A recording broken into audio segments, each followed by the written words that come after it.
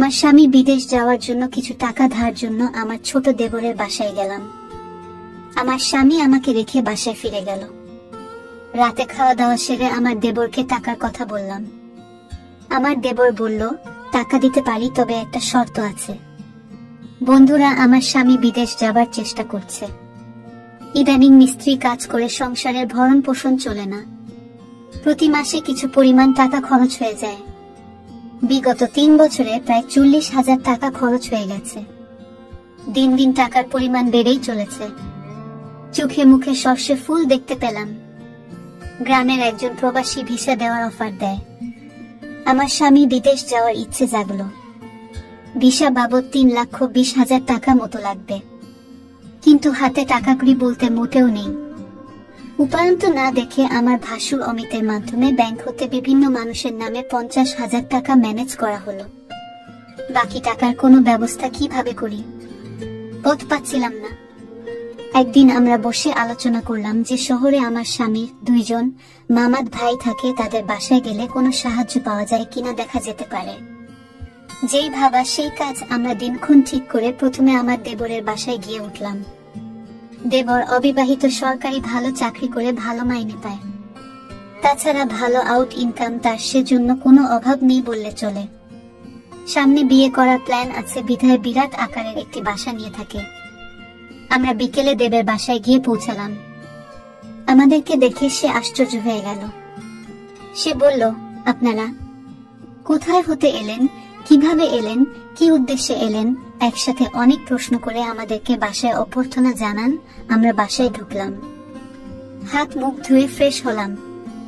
দেবর বাড়ির সবার কথা জানতে চাইল, তাদের ও আমাদের বাড়ির সবার কথা তাকে জানালাম। আমরা যাওয়ার কিছুক্ষণের মধ্যে কাজের বুয়ার সাথে আমাদের সকলের জন্য রাতের খাবার তৈরির তাকে আদেশ দিয়ে দিল।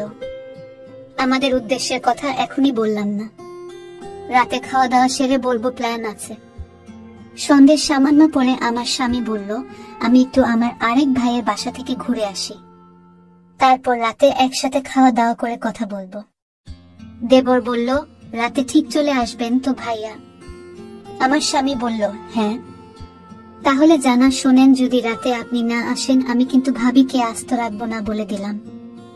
এই বলাতে আমরা 3 জনেই অট্টহাসিতে ভেঙে পড়লাম। আমার স্বামী চলে গেল।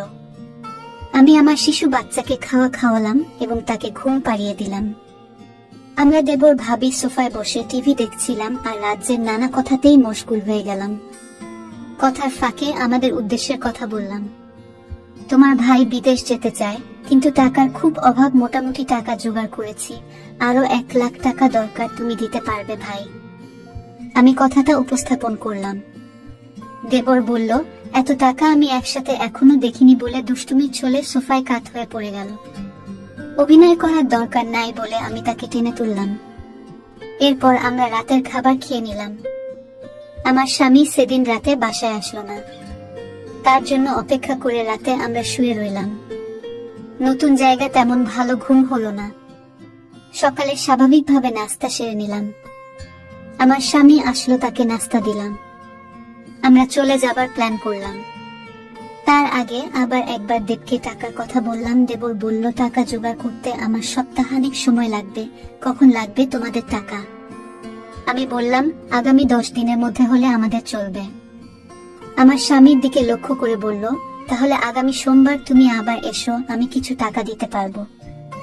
বাকি টাকা তুমি অন্য কোথাও সংগ্রহ করতে পারো কিনা দেখ। আমার স্বামী কি যেন চিন্তা করলই, তারপর বলল, তাহলে আমি তোর ভাবিকে রেখে যাই। তুই যত তাড়াতাড়ি পারিস টাকা জোগাড় হলে তোর ভাবিকে পাঠিয়ে দিস, কেমন? আমি আপত্তি করলাম। আমার স্বামী আড়ালে নিয়ে আমাকে বলল, যদি আমরা কেউ সামনে না থাকি তাহলে সে যদি টাকার কথা ভুলে যাবে। আর তুমি এখানে থাকলে এমন কিছু ঘটবে না। তুমি এখানে থাকো, টাকা যে কোনো উপায় আমাদের পেতে হবে। আমি বাড়ি গিয়ে বাকি টাকা জোগাড় করতে হবে।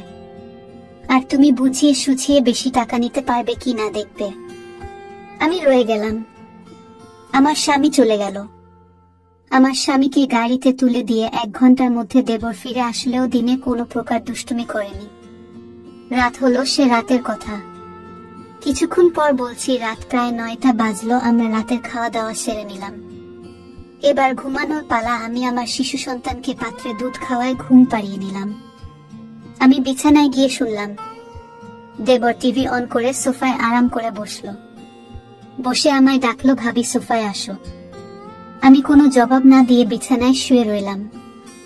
একবার আমাকে ডেকে সাড়া না পাওয়ায় সোফা হতে উঠে আসলো এবং আমাকে ভাবি বলে ডাকতে লাগলো। আমি সাড়া না দিয়ে পারলাম না। বললাম, অনেক রাত হয়েছে, ঘুমিয়ে পড়ো। এরপর সে বিছানায় গিয়ে শুয়ে পড়ল। কতক্ষণ ঘুমালাম জানি না, আমার ঘুম ভেঙে গেল। আমার ঘুম ভাঙলে আমি তাকে বুঝতে দিলাম না। বুঝতে পারলাম ঘুমের মধ্যে কি ঘটনা ঘটে গেছে। ভাবলাম আর থাকবো না, চলে যাব। তাই সকালে নাস্তা খেয়ে রেডি হলাম। তখনই মনে হলো এভাবে চলে গেলে স্বামীর টাকা জোগাড় হবে কিভাবে। নানান কথা ভাবতে ভাবতে সকাল 9টায় আমাকে একটা মোবাইল ফোন দিয়ে দেবর বলল অফিস হতে আমি যোগাযোগ করতে পারি। তাই এটা দিলাম। এই বলে সে অফিসে চলে গেল।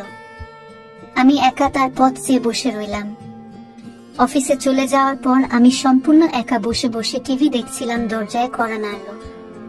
দরজার পাশে গিয়ে জিজ্ঞেস করলাম কে। বাহির হতে জবাব এলো, আমি কাজের বুয়া খুলে দিলাম। ভুয়া পাক শাক সব শেষ করে আমার কাজ হয়ে গেছে বিদায় নিয়ে চলে গেল। আমি আবার টিভি দেখায় মগ্ন হলাম। বেলা প্রায় 1টা বাজলো। আমি স্নান করার জন্য প্রস্তুতি নিলাম। এমন সময় মোবাইল বেজে উঠল। দৌড়ে গিয়ে রিসিভ করলাম। ওপার হতে আমার দেবর বলতে লাগলো, ভাবি আমি একজন লোকের হাতে 10,000 টাকা পাঠাচ্ছি। লোকটা আমার খুব আপন, একটু ভালো করে মেহমানদারি করবেন। চা নাস্তা যা চায় তা দেবেন, কোনো কার্পণ্য করবেন না, বুঝলেন? টাকাগুলো আপনার জন্য। আমি ঠিক আছে বলে ফোন রেখে দিলাম। আমি আবার টিভি দেখার জন্য সোফায় বসলাম। টিভিতে একটা ইংলিশ সিনেমা চলছে। এমন সময় দরজায় কড়া নাড়ার শব্দ হলো।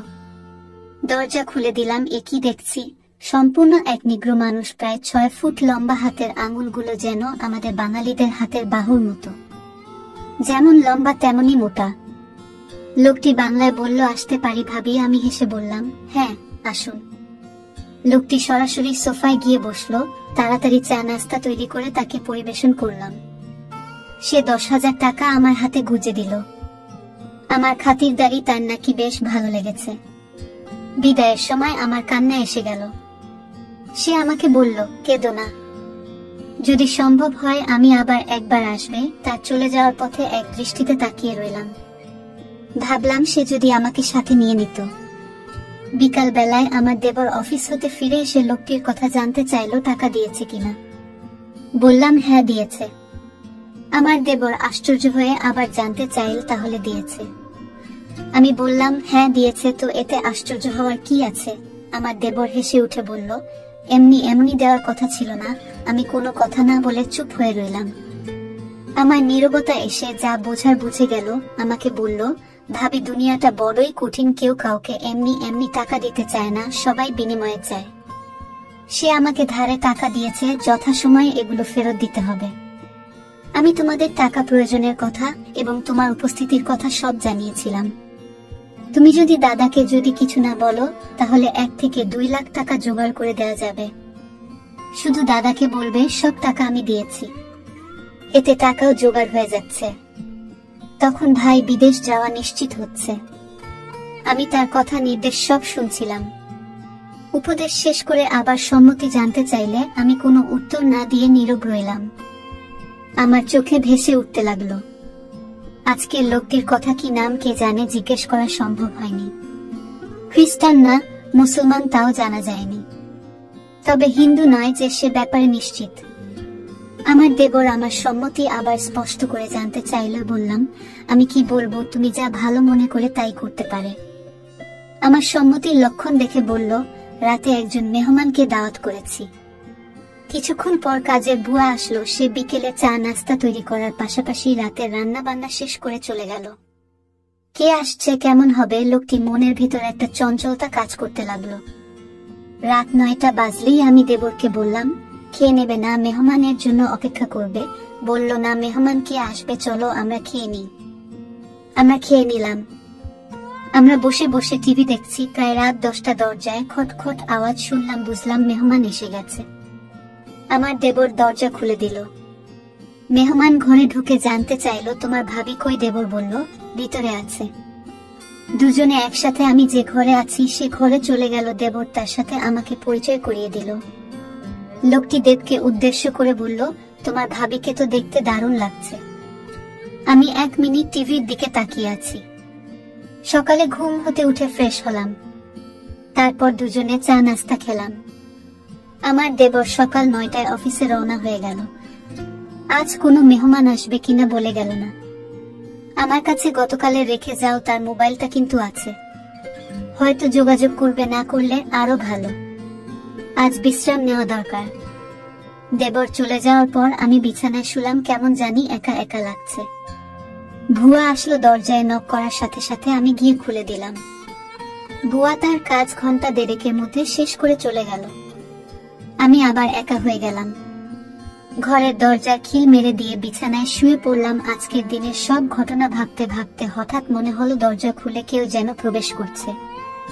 ভাবলাম আমার দেবর হয়তো আজ তাড়াতাড়ি ফিরে এসেছে। বিছানা থেকে উঠলাম না। দেবের সাথে দুষ্টুমি করার জন্য ঘুমের ভান ধরে শুয়ে রইলাম। দেবর ঘরে ঢুকে দরজা বন্ধ করে দিল। আস্তে 1 পা 2 পা করে আমার ঘরে প্রবেশ করল। আমি আজ প্রতিজ্ঞা করলাম, আমি চোখ খুলব না। দেবরটা আমার ঘরে ঢুকে কোনো কথা বলল না। অনেকক্ষণ দাঁড়িয়ে থেকে যাতে করে আমি জেগে না উঠি। আমার কাছাকাছি বসো। চোখ খুলে আমি হতভম্ব হয়ে গেলাম। এ সম্পূর্ণ এক অপরিচিত এক লোক। আগে কখনো তাকে দেখিনি। আমি জিজ্ঞেস করলাম, আপনি কে? বলল, আমাকে কেউ পাঠায় নাই। আমি পাশের বাসায় থাকি এবং এই ঘরগুলোর মালিক। বাসা হতে বের হওয়ার সময় দেখলাম তোমার দরজাটা লাগাওনি। আমি ঢুকলাম। ভাবলাম একটু গল্প করে যাই। সে বলল, আমি তোমাদের সমস্যার কথা শুনেছিলাম। কি সমস্যা বলো তো? জবাবে বললাম, আমার স্বামী বিদেশ যাওয়ার জন্য টাকা ধার চাইতে এসেছিলাম। টাকা জোগাড় হয়েছে। তোমার কি সে আপন দেবর? না, আমার স্বামীর গ্রাম্য বাল্যবন্ধু এবং দূর সম্পর্কের চাচাতো ভাই। লোকটি হেসে উঠল। তাই? চিন্তা করো না, আমি তোমাকে সাহায্য করব। আমি এখানে একা থাকি, কেউ নেই। যতদিন থাকো আমি তোমাকে সেলফ করব। আমি এখনই টাকা দিচ্ছি। এই বলে বাসায় গিয়ে টাকা নিয়ে ফিরে আসলো। টাকা দিয়ে বলল, কাউকে বলবে না। মেঘ না চাইতে জল পেলাম। লোকটা বলল, দুপুর বেলায় আমাদের বাসায় এসো, তোমার সাথে গুরুত্বপূর্ণ কথা আছে। দুপুর হতে আরো 3 ঘন্টা বাকি আছে। অপেক্ষা করতে করতে যখন 2টা বাজলো, আমি আস্তে আস্তে 1 পা 2 পা করে বাড়ির মালিকের ঘরের দরজায় গেলাম। দরজায় চোখ রাখলাম, কিছু দেখলাম না। দরজায় আস্তে করে টোকা দিলাম, কারো জবাব পেলাম না। দরজায় হাত দিতেই দরজা খুলে গেল। ভিতরে ঢুকে দেখলাম সে তার রুমে শুয়ে আছে। আমি তার পাশে গিয়ে দাঁড়ালাম। আমায় দেখে খুশিতে হেসে বলল, তুমি এসেছো। লোকটা বলল, তুমি দেখতে আমার বড় মেয়ের মতো। সে দেশের বাইরে থাকে। কয়েক বছর হলো সে বাসায় আসে না। নিজেকে একা একা লাগে। লোকটা বলল, তোমার এখানে আর থাকার দরকার নাই। তোমার যত টাকা লাগে সব আমি দিচ্ছি। দুনিয়াতে এখনো অনেক ভালো মানুষ আছে যারা কোনো বিনিময় চায় না। অনেক দিনের জমানো কথাগুলো তার সাথে শেয়ার করে প্রায় ঘন্টা 2 পর আমি আমার দেবর ঘরে ফিরে এলাম। এভাবে আমার টাকা জোগাড় হয়ে গেলে দেবরকে বললাম, আমি চলে যেতে চাই। দেবর না বলল না। তারপরের দিন সকালে আমায় বাসে তুলে দিলে আমি বাড়ি চলে এলাম। কয়েকদিন পর আমার স্বামী বিদেশ চলে গেল। বন্ধুরা, আজকে বিদায় নিচ্ছি। গল্প ভালো লাগলে একটা লাইক দিয়ে বন্ধুদের সাথে শেয়ার করে দাও। আর এই চ্যানেলটি নতুন দর্শক হয়ে থাকলে চ্যানেলটি সাবস্ক্রাইব করে নিতে ভুলবে না নতুন নতুন গল্প পেতে। দেখা হবে আগামীকালের নতুন ভিডিওতে।